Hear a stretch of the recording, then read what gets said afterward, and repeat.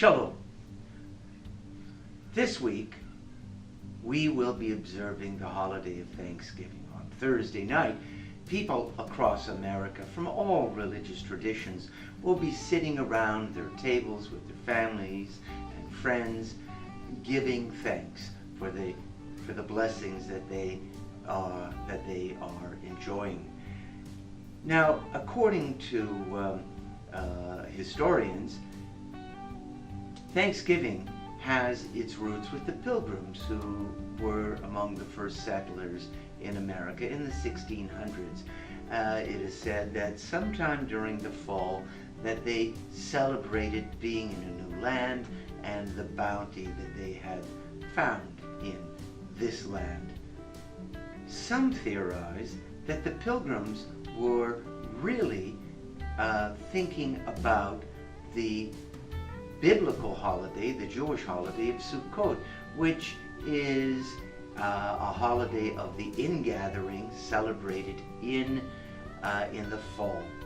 They were a little bit late in the year to be celebrating Sukkot, but some people think that they had Sukkot in mind when they celebrated Thanksgiving. Well, Thanksgiving, gratitude, hakarat hatov, as we call it in Hebrew, is a very important element of our religion. To be a spiritual Jew, someone who is deeply involved in the Jewish tradition from a spiritual point of view, gratitude is absolutely essential. It is said that the Kotzker Rebbe, one of the great Hasidic masters who lived in Europe, about 150 years ago, after wearing out his shoes, he would put down a newspaper and he would put those worn out shoes on the newspaper. He would tie their laces together and he would give thanks for having had a pair of shoes to walk in for as long as they lasted. A few years ago, I had the honor of hosting a Tibetan monk in my home. He did a program here in the synagogue. Now, this particular man had been imprisoned by the communist Chinese for 20 years.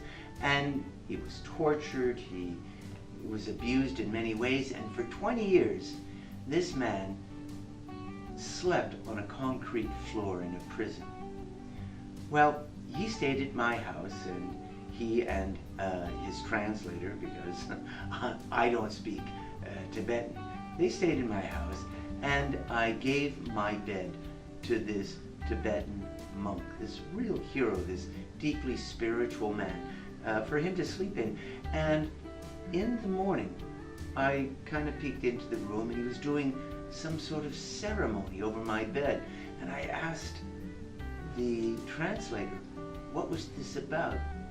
And the translator said that he was giving thanks for a bed to sleep in. It brought tears to my eyes. How often do I show any gratitude for the simple blessing of having a bed? This man taught me not to take such a blessing for granted. We read in the Bible that Leah was blessed with a number of sons. When she gave birth to Judah, she gave thanks. The name Judah comes from the Hebrew word lehodod, which means to give thanks. Yehudi, the Hebrew word for Jew, comes from that very same root, to give thanks. To be a Jewish person who is attuned to their spiritual tradition is to be aware of hakarat hatov, that is gratitude, and to give thanks for everything that we have. To be a grateful person, when you are a grateful person, you can never be unhappy. You have two choices in life. You can look at all of the things that you don't have, and what the list of things that you don't have is limitless. Or you can give thanks for the things that you do. If you're a person who concentrates on what you don't have, you are exhibiting a poverty kind of consciousness. If you are a person who is grateful and appreciates what you have, you are demonstrating prosperity consciousness. Well, I hope that you will enjoy this upcoming holiday of Thanksgiving. Shabbat Shalom.